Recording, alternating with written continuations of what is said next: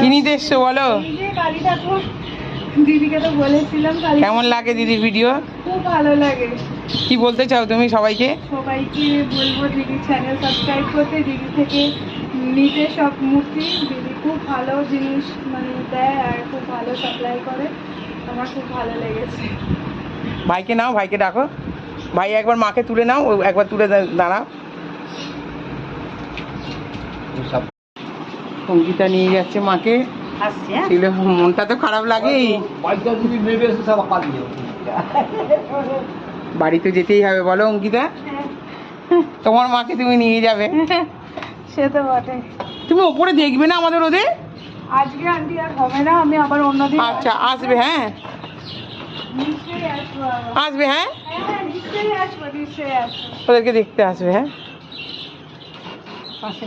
আমার ব্রুনো কিছু করে না, যেই তো গেল তো।